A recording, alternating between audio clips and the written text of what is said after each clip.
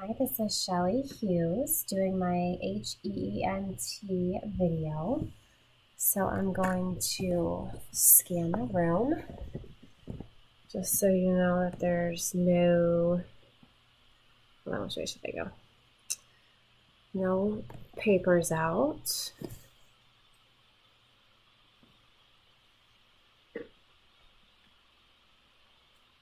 Plenty of, trying to get some good light in here, so I have like 80 lamps.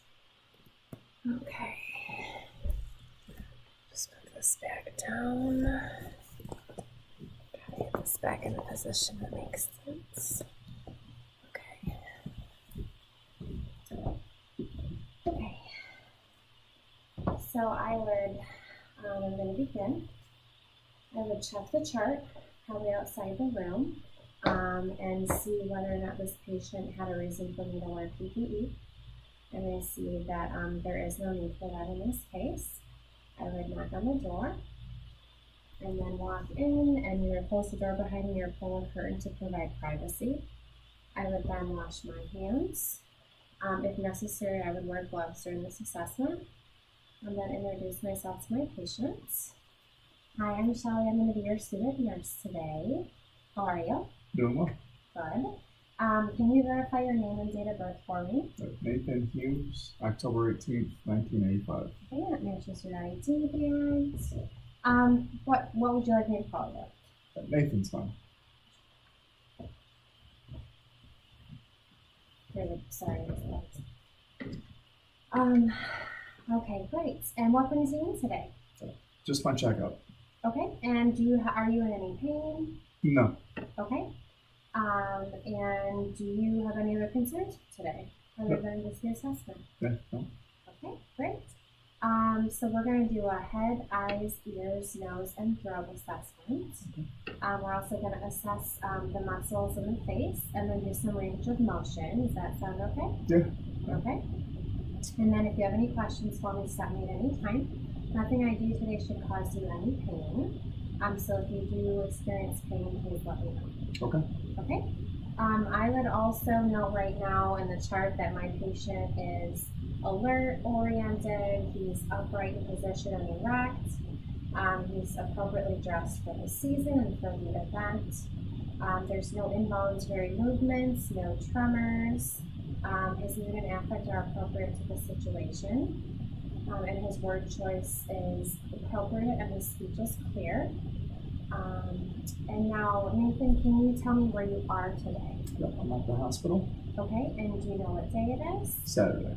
Okay, and what year is it? 2018. Okay, so my patient is A&O times 3. My patient also has logical and understandable thought processing cognition. Okay, so we're going to begin with the head today. Do you have any history of head or neck injuries? No. Okay, have you ever had any surgeries or trauma to the head? No. Okay, do you experience headaches or dizziness? Nope. Okay, and have you noticed any lumps or swelling in your head or neck? No. Okay, any pain or stiffness in the neck? Nope. Okay, so I'm first going to inspect the head and see that it is round, normocephalic. His head is appropriate to his body size. I'm then going to palpate the head and feel for any lesions or masses. And I do not feel any lesions or masses on his head. His scalp is nice and pink, no flakiness or signs of infestation. His hair is soft, thick in texture, evenly distributed, and clean. I notice by looking at the face, his color tone, his pink in his undertones of his skin, he's evenly distributed in color, his skin color is appropriate for his ethnicity, his eyebrows are symmetrical, even hair distribution, his facial hair is evenly distributed, same color as the hair on his head. So I'm also going to feel your temporal arteries. But does he feel any tenderness here? No. Okay. I notice that the pressure is equal bilaterally on both sides, about a +2. Gonna feel your temporomandibular joint. Can you open your jaw? Move side to side. Okay. Do you feel any pain or tenderness there? No. Okay. I did not note any clicking, no signs of crepitus in the joint there. And I'm now going to, actually, can you look up for me? I'm going to assess your thyroid. It is midline. I do not see any signs of inflammation, no lesions or masses. If I did see signs of inflammation or masses and lesions, I would assess further.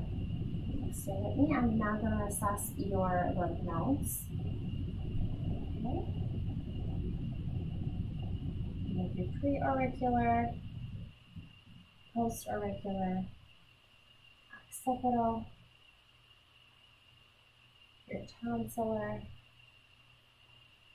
submandibular, submental, superficial cervical, deep cervical, posterior cervical. Can you shrug your shoulders a little bit for me? Just move down a little bit. Okay. Supraclavicular. So his lymph nodes are all non-palpable, which is good. I'm also going to assess his skin turgor. If I can just reach here, subscapular level, I'm going to pinch skin here. Goes right back to shape, so the skin is elastic, no tenting, which indicates that there's no signs of dehydration, which is great. Now let's move on to your eyes. Do you do you wear glasses or need contacts? No. Okay. Do you have no difficulty with your vision at all? No. Okay. Do you have any sensitivity to light? No. Any history of glaucoma? No. And do you ever have any excessive watery eyes or dryness or redness, anything like that? No. Okay. So by looking at the eyes, I'm going to note that they're round, they're evenly spaced, symmetrical, normally aligned in the eye sockets. They're not sunken in, no protruding. His pupils, looking at the eyes, his pupils are 3. His blinking is bilaterally symmetrical. I don't see any signs of lid lag, which would indicate ptosis. I'm going to pull up on your eyelids here. Look down. Okay. I pull down and look up. His sclera is white. His conjunctiva is clear. I don't see any opacities in the cornea. And I don't see any discharge. And also his eyelashes are evenly distributed and intact and the same color as his hair. Let's move down to the nose. Oh, excuse me, let's go to the ears first. Do you have any hearing loss? No. Okay, do you ever hear ringing in your ears? No. Any buzzing? No. Crackling? No. Are you exposed to loud environmental noises? No. Okay. And then let me know if you feel any pressure. I'm going to push on your tragus. Any pressure? No. The pull on his pinna? Any pressure? No. Go for the mastoid process? Any pressure? No. Okay. And then his eyes actually, they're equally, they're of equal size bilaterally. The top of the pinna comes to the outer campus of the eyes. I'm going to use my pen light to look inside your ear. I don't notice any lesions or masses or perforations on the outside of the ear. I'm going to pull on your pinna to see the inside of your canal. I see cerumen present. No signs of inflammation or discharge in the ear canal. If I had an otoscope, I would note and hope to see the tympanic membrane is pearly gray with no perforation, and the cone of light is on the right, or is it the 5 o'clock on the right side? And the left here, I'm also going to pull in the pinna, look in the auditory canal. There's cerumen present. No inflammation in the canal, no drainage. And with an otoscope, I would also hope to see the tympanic membrane is pearly gray with no perforation, and the cone of light would be at the 7 o'clock marker on this side. Okay, now let's move to the nose. Have you had any trauma to the nose? No. Okay, have you had any surgeries? No. Any issues with smelling that you've noticed? No. Okay. Any nosebleeds? No. Okay, do you have any allergies? No, no. Do you have a history of excessive colds or upper respiratory infections? No. How about sinus infections? No. Okay, so I'm actually going to feel and palpate your sinuses. Let me know if you feel any tenderness. Okay. We're going to start with the frontal sinus. Do you feel any tenderness here? No. Okay. And the maxillary sinus, feel any tenderness here? No. Okay.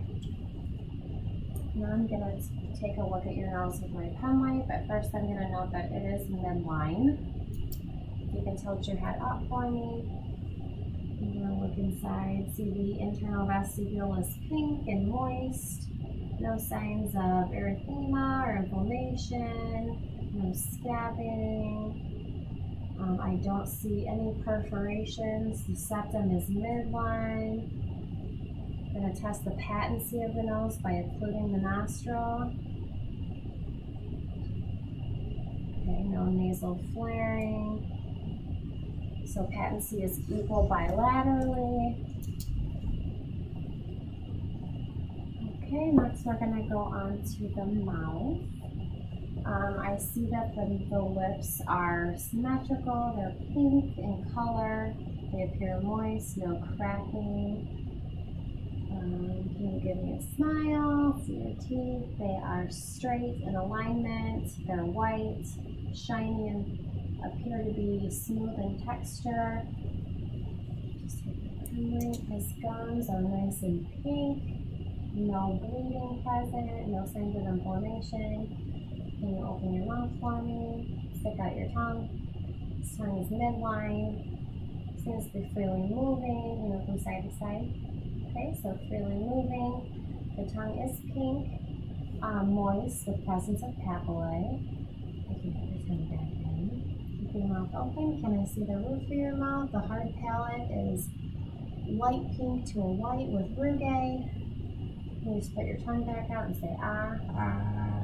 The uvula is midline. The soft palate and the uvula rise together symmetrically when he says ah. Say ah one more time. Okay, the tonsils are present. They're +1 with no exudate or drainage. And if I had a tongue depressor, I would push his tongue out and assess for gag reflex. Okay, are you a tobacco user? No. Okay, do you drink alcohol? No. Do you have any bleeding on a regular basis with your gums? No. Any sores in the mouth, lesions? No. Okay, and have you had any loss in taste? No. Okay, very good. Next, we're going to move on to the cranial nerves. Okay, some of which we've already done a little bit, it'll be a little overlap. But we'll start with cranial nerve 1, which is the olfactory. You told me that there's no loss in sense of smell. If the patient did say that he had thought he had some loss in sensation in the nose, I would grab a familiar fragrance like coffee or a mint and have him close his eyes and smell and identify those and go from there.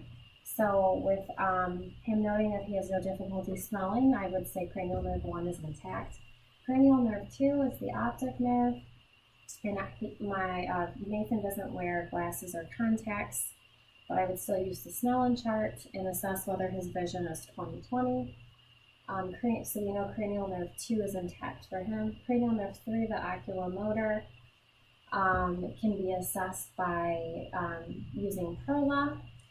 So I'm going to take a look at the pupils and see his pupils are equal, round. We'll see how reactive they are. Left pupil constricts. Other eye consensually constricts. Right eye. Pupil constricts. Left eye consensually constricts. See if his eyes accommodate. Can you focus on the wall back. And then when I bring this into your line of vision, I want you to focus on the pen. And his eyes are accommodating. So we know that the patient is clear on the Perla scale. His pupils are equal, round, accommodating, equal, round, reactive to light, and accommodating. So we know cranial nerve 3 is intact. Cranial nerves 4 and 6 also are responsible for elements of the eye. Those can be assessed with the 6 cardinal gazes. So I want to have you focus on my pen and follow it with your eyes. Don't move your head. So I'm making sure every time I bring it back, I stop in the center. I don't see any indication of nystagmus. Tracking is good. Great, so we know cranial nerves 4 and 6 are also intact. Cranial nerve 5, I would assess, I would have a cotton ball and a sharper object like a pen. And I would take the cotton ball and put it in this section, this, and this of his face, and see if you felt the soft sensation, also on this side as well. And then I would then take the end of the pin, the sharp object, and assess this part of the face and then this part of the face to see if he senses that as well. And that will let me know that cranial nerve 5 is intact. Cranial nerve 7 is the facial nerve. And I'm going to have you raise your eyebrows for me. Okay, puff out your cheeks. Great, and then give me a smile. Okay, so you know cranial nerve 7 is intact because his facial muscles move symmetrically on each side. There's no lagging or drooping. Cranial nerve 8 is the acoustic or vestibulocochlear nerve. I'm going to start by going around and I'm going to have you identify which ear you hear a noise in. Okay. Left. Right. Both. Okay, great. And then also part of this test, I'm going to have you stand. We're going to do the Romberg test to assess your balance. Okay, then have you face forward. Put your feet together. Hands down by your side. You just look forward. Okay, I don't notice any swaying or imbalance. Can you close your eyes? Okay, I also don't see any swaying or imbalance. So I would say, so for cranial nerve 8, between the test with the hearing and then the balance, cranial nerve 8 is intact for Nathan here. Okay, then sit down. Cranial nerve 9, we know is intact for Nathan because when we were assessing the mouth, he does have a gag reflex, which we would have found at the time when using the tongue depressor. Cranial nerve 10, we also know is intact because his uvula, which was midline, grows with the soft palate together. So again, we know cranial nerve 10 is intact.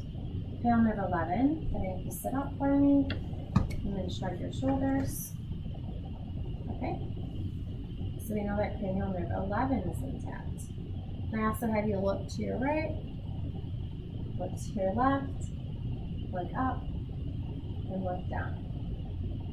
Great. So those are all signs that cranial nerve 11 is actually intact.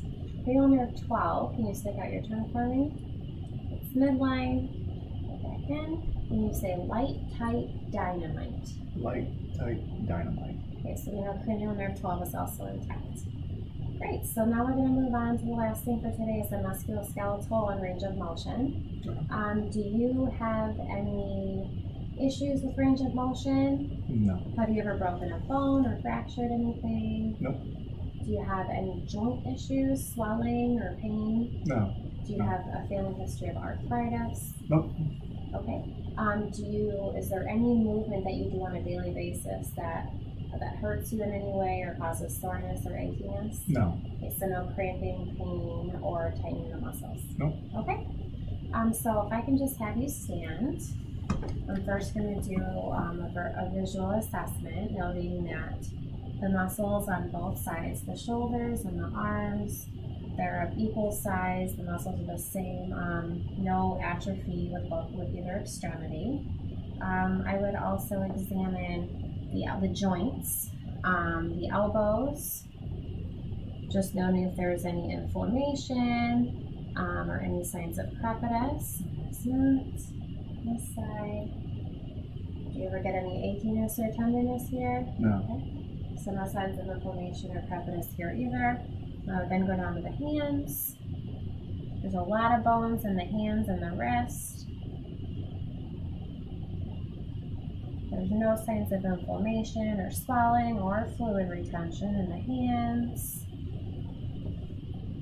And you said you had no history of arthritis, so Nope. that's good. There you go. Okay. Next, we're going to assess your gait or your walk. Okay. If I can have you just walk towards the wall and then turn around and walk back to your chair. Okay. So his gait is steady. I did not see any signs of impairment or weakness. You can go ahead and sit down. Can I have you put your right hand out and touch your nose? Okay, your left hand out and touch your nose. Great. And then we're going to next do the Babinski reflex. I'm going to need the bottom of your feet. For this test, I use just a more pointed end of an object. I'll use my pen light here. And I'm going to round this up the center of his sole here. What I'm looking for is if there were abnormalities, this big toe would flare up and these would fan down the rest of his toes. That would suggest that there's a nerve issue in there or damage. I'm also going to go up the inner part of the foot and then across the side of the sole. Okay, so no abnormal toe movements there. Let's go to the right foot. Again, we go up the middle of the sole. If there were abnormal reflexes, the toe would go this way and the toes down would fan out down here. Also use the inner side of the foot and then around the sole. Aside from being ticklish, he has no abnormal reflexes. Great. Okay, I want you to pull back with your calves. I'm going to oppose you. Okay, other way. Great, strength is equal on both legs. I'm going to push down. I want you to push up against me. Okay, opposite way. Strength again is equal on both legs. So with your feet, we're going to do inversion. Keep pulling your feet in. Okay, and then eversion. Any pain there? Any tenderness? No. Okay, so he has no limitation in his range of motion for inversion or eversion. Can I have you do, we'll go to your neck, and then can I have you turn to the left, turn to the right? When you turn back to the left, I'm going to resist you. I want you to push against my hand. Okay, same thing on the right. Okay, so strength is equal on both sides of the neck. No issues with range of motion there. Can I have you elevate your shoulders, then depress your shoulders? Now push against me. Okay, push down. Again, strength is equal bilaterally in his both extremities. Can I have you seated? Can I have you flex your arms like this, and then extend down a little bit? Okay. Any limitation there? Any achiness in your elbows? Nope. Okay. And then can I have you abduct your arms away from your body and then bring them back to your side? Okay, great. Can you bring them up like this? Supinate and pronate. Any tenderness in the turning there? No. Okay. No. And then can I also have you do, we're going to do circumduction. Okay. Okay, can I have you do that all the way around that side? And then now your left arm. Any clicking, any tenderness on the shoulders there? No. Okay, do you have any questions for me so far? No. Well, that actually concludes our assessment. Is there anything else you wanted to discuss? No, I'm all set. Okay, thank you for your time, and if you need anything else, feel free to call us. Okay. And I would wash my hands before I leave the room, and that's the end of my assessment.